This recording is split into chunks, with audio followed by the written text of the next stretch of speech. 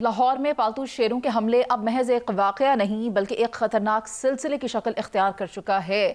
गुज़श्ता एक बरस की अगर बात की जाए तो इस दौरान शहर के मुख्तलिफ इलाकों में पालतू शेरों के हमले कम अज़ कम 2 बड़े वाकयात सामने आए हैं इस हवाले से। जबकि ताज़ा तरीन वाकया सब्ज़ाज़ार में पेश आया, जहाँ एक निजी ब्रीडिंग फार्म में पालतू शेर के हमले से 8 साला बच्चा शदीद जख्मी हो गया। इन वाकयात ने न सिर्फ शहरियों के जानो माल को खतरे में डाल दिया है बल्कि गैर कानूनी ब्रीडिंग फार्म्स, नाक़िस हिफाजती इंतजामात और मुतल्लिका इदारों की गफलत पर भी संगीन सवालात खड़े कर दिए हैं।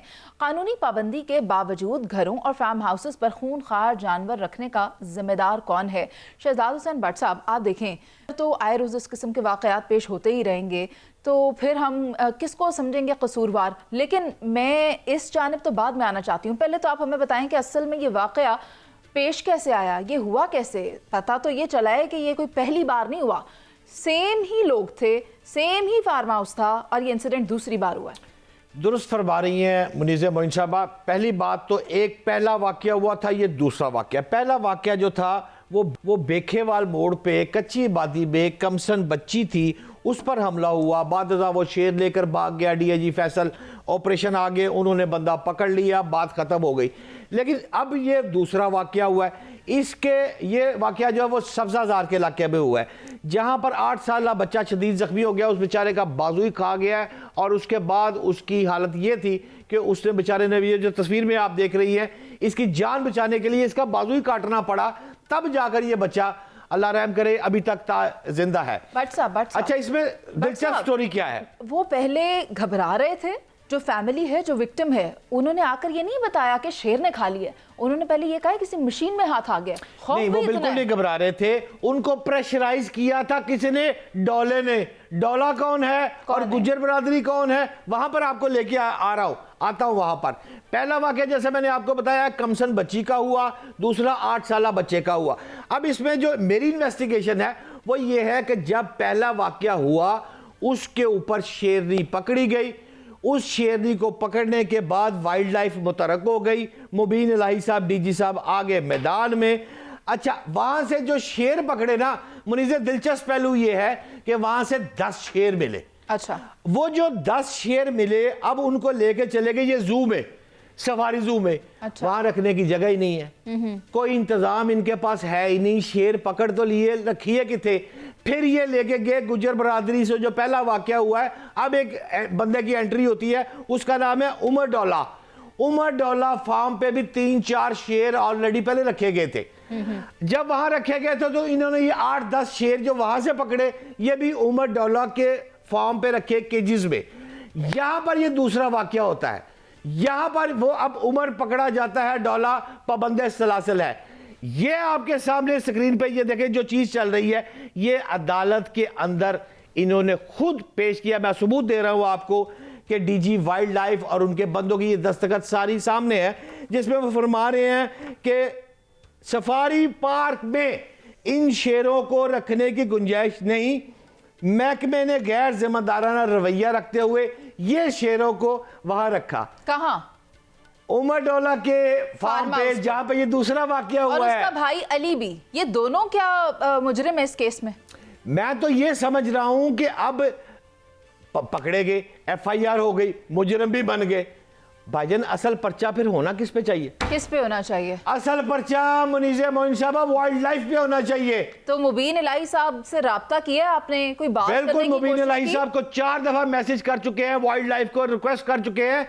हम ऑन एयर जा रहे हैं इस वक्त। मैं अभी भी रिक्वेस्ट कर रहा हूं कि सर आप अपना मौकफ दे, और अगर आज के प्रोग्राम में आप नहीं दे सके, हो सके आप मसरूफ है, आपके स्टाफ से भी बात की है, अगले प्रोग्राम में मौकफ दे दे। लेकिन मेरा मौकफ एक है, ये जो FIR हुई है इसमें गफलत है महकमा वाइल्ड लाइफ की कि उन्होंने वो शेर जू में क्यों नहीं रखे, सफारी पार्क में क्यों नहीं रखे, यहां क्यों रखे? मुनीज़े, सिर्फ एक और बात भट्ट साहब, ये शौकिया रखे जाते हैं, जरूरत क्यों पेश आती है? जब ये एक थ्रेट है वहां के इलाका मकीनों के लिए, तो फिर इनको रखने की इजाजत क्यों दी जाती है? देखिए मुनीज़े, दुनिया भर में जो है ना, ये हमारे तो नवाज शरीफ का मसला आ गया ना कि नवाज शरीफ का निशान शेर है, तो जिन्हें दूसरे सारे दोस्त ने वो कहते हैं शेरों को जनाब जहर दे दो, शेर सारे ही मार दो। ये बात गलत है। दुनिया भर में लोग शेर रखते हैं, लाइसेंस रखते हैं, बाज़ाब्ता हिफाजती इक़दामात होते हैं, शेर की ब्लीडिंग होती है। और यार शेर बदल दो ना, शेर पालना को गुनाह तो नहीं, कोई पाप तो नहीं, लेकिन असूल और ज़ाब्तों के साथ होना चाहिए। यहां पर जिम्मेदारी बनती है महकमा वाइल्ड लाइफ की कि जिसने शेर रखा हुआ है पकड़े, छापा मारे, क्या इंतजाम पूरे हैं या नहीं है। लेकिन ये क्या होता है कि ये बच्ची का वाकया हुआ ना, उसने काट लिया बच्ची को, छापा मारा, 3 की बजाय 1 की बजाय 4 शेर पड़ गए, चारों शेरों को गिरफ्तार कर लिया, पाबंदे सलासल कर दिया। रखिए कि थे, क्या इनके पास कोई जगह है? अगर इनके महकमे के पास कोई बयान है तो मेरे आगे तरदीद करें। मैं तो ये जानना चाहती हूँ, शेर रखने के मसले से ज्यादा अहम मसला ये है कि जो केस माजी में देखने में आया था उस पर एहतसाब क्यों नहीं किया, जिसने रखा था उसके खिलाफ कार्रवाई क्यों नहीं की। भट्ट साहब, अगर कार्रवाई की होती तो आज ये वाकया पेश आता? नहीं, कार्रवाई बिल्कुल हुई, वो जेल गया, उसका सारा प्रॉब्लम शुरू हुआ। अब ये वाकया यही तो इनका जो सोशल मीडिया पे चल रहा है ना मुनीज़े, ये दो चीजों को मिक्स कर रहे हैं।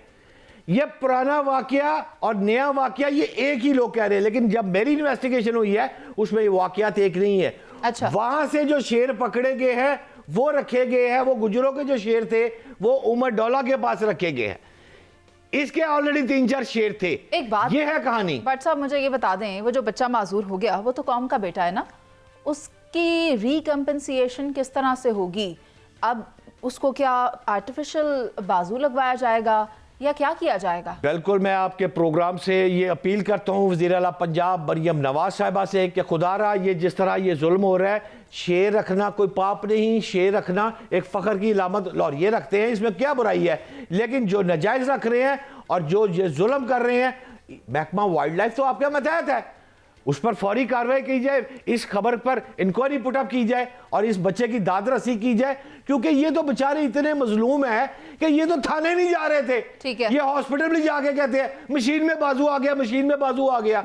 पुलिस की मेहरबानी, उसने जाके जब तफ्तीश की है तो ये बोले हैं कि जनाब वो साहब ने किया सी कि जाके कहना कि हमारा बाजू मशीन में आ गया, डरते हुए बोल नहीं रहे। इसे अगर इंसाफ देना चाहिए। इससे अगर हम ये कहें कि सोशल प्रेशर के बाइस जो विक्टिम है वो सामने आने से इनकारी रहे, घबराते रहे, लेकिन हमारे प्रोग्राम से हम ये रिक्वेस्ट करते हैं वज़ीर आला पंजाब से कि इस केस को बेहतर तौर पर हल किया जाए ताकि उस बच्चे के साथ इंसाफ हो सके और उसकी दादरसी हो सके। और नाज़रीन, प्रोग्राम में हम बात करेंगे एशियन साइंस कैंप 15 की जो फातेह टीम थी, एशियन साइंस कैंप को जो लीड कर रही थी, उसकी सरबराही कर रही थी सैयदा रेहाना बतूल साहिबा, आपसे कि क्या तैयारियां की जा रही हैं इस बार और ये फोरम किस तरह का है, वहाँ पर कौन कौन से ममालिक से जो स्टूडेंट्स हैं वो शिरकत करते हैं और किस लिहाज से आप देखती हैं कि उनके मुस्तकबिल के लिए ये एक इंतहाई अहम फोरम है? जी, सबसे पहले तो मैं ये बताना चाहूँगी कि हमारे मुल्क में पाकिस्तान साइंस फाउंडेशन वो वाहिद इदारा है जो 1973 से लेके अभी तक यूथ इन साइंस पर काम कर रहा है। और ये हमारा जो कंपटीशन है एशियन साइंस कैंप, इसमें हम 2012 से पार्टिसिपेट कर रहे हैं और पाकिस्तान को मुल्क के नामवर साइंसदान डॉक्टर इशफाक अहमद ने इसका मेंबर बनाया था और हम हर साल इसमें पाकिस्तानी टीम को लेके जाते हैं 2012 के बाद। और कोविड की वजह से कुछ ब्रेक इसमें आया, लेकिन लास्ट टाइम हम 2025 में गए और इस फोरम में ये होता है कि एशिया के 48 कंट्रीज़ पार्टिसिपेट करते हैं और हर साल ये एशिया ही का कोई कंट्री इसको होस्ट करता है। लास्ट टाइम थाईलैंड ने होस्ट किया और पाकिस्तान की टीम ने, जो 8 मेंबर पाकिस्तानी टीम थी, उसने इसमें पार्टिसिपेट किया और अल्लाह का शुक्र है कि पाकिस्तानी टीम ने 78 इयर्स की बेस्ट परफॉर्मेंस शो की इस इवेंट में। इस इवेंट की 3 कैटेगरीज थी और पाकिस्तानी टीम ने 2 कैटेगरीज में गोल्ड मेडल और 1 में सिल्वर मेडल लिया और एक सेम कैटेगरी में हमारे बच्चे ने ऑनरेबल मेंशन भी हासिल किया। और ये बच्चे मुल्क के चारों सूबों से बिलोंग करते थे और मैं इसमें कहने में हक बिजानक भी हूँ कि हमारा इदारा जो है वो इसकी सिलेक्शन प्रोसेस में बड़ा ट्रांसपेरेंट है। हम मेरिट पे बच्चों को सिलेक्ट करते हैं ताकि वो पाकिस्तान को जब इंटरनेशनल फोरम्स पर रिप्रेजेंट करें तो उसके बहुत बेहतर नताइज हमारे सामने आए। इसकी ये बेस्ट एग्जाम्पल है कि जो गोल्ड मेडल हासिल करने वाला एक बच्चा बोलान मेडिकल कॉलेज से बिलोंग करता है जिसका नाम मलिक सैयद शहाबुद्दीन था और एक और बच्चा जो खैबर मेडिकल कॉलेज पेशावर से बिलोंग करता था, उसने भी गोल्ड मेडल जीता। और एक बच्चा नस्ट यूनिवर्सिटी से था और बेसिकली वो विहाड़ी से बिलोंग करता था। तो इस तरह जो चौथा बच्चा वो लाहौर से बिलोंग करता था जिसने ऑनरेबल मेंशन लिया। और इस इवेंट में 3 बच्चियां भी सिलेक्ट हुई, यानी जो कंपटीशन था ये जेंडर बैलेंस भी था कि मेल जो स्टूडेंट्स थे उन्होंने भी पार्टिसिपेट किया और फीमेल भी जो मेरिट पर सिलेक्ट हुई वो भी इसमें पार्टिसिपेट काबिल एहतराम सैयदा साहबा, ये बताइए आसान ज़बान में मेरे नाज़रीन को समझाएं, जो आप फरमा रही हैं बच्चे हमारे टॉपर हैं, काबिल फ़ख्र बच्चे हमारे हैं, लेकिन ये कंपटीशन की ज़रा आसान ज़बान में इसको ज़रा एक्सप्लेन करें, कैसे होता है ये कंपटीशन? बेसिकली ये नोबेल लॉरिएट्स दुनिया भर से आते हैं वहाँ पे।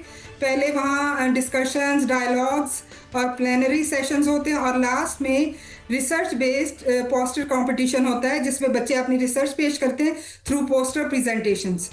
और लास्ट टाइम जब 2025 में हम गए हैं तो हमारे बच्चे टोटल 50 प्रोजेक्ट उसमें सबमिट हुए और 10 प्रोजेक्ट को शॉर्टलिस्ट किया गया। 10 प्रोजेक्ट में 3 प्रोजेक्ट जो थे पाकिस्तान के शॉर्टलिस्ट हुए और उन 3 प्रोजेक्ट की पहले तो पोस्टर प्रेजेंटेशन हुई और उसके बाद उन्होंने हर टीम के मेंबर को 3 मिनट्स दिए कि आप अपनी रिसर्च को डिफेंड करें। और उन 3 मिनट्स में जो बेस्ट तरीके से अपनी रिसर्च को डिफेंड करेगा वो गोल्ड मेडलिस्ट डिक्लेयर होगा। हमारे बच्चों ने माशाल्लाह ना सिर्फ पोस्टर में अपनी प्रेजेंटेशन में बेहतर परफॉर्मेंस शो की बल्कि कम्युनिकेशन स्किल में भी वो कहीं बेहतर परफॉर्मेंस दूसरे ममालिक से शो की। हालांकि इस कंपटीशन में चाइना, इंडिया जैसे ममालिक शामिल हैं, इसके बावजूद हमारे बच्चे गोल्ड मेडल का जीतने में कामयाब रहे।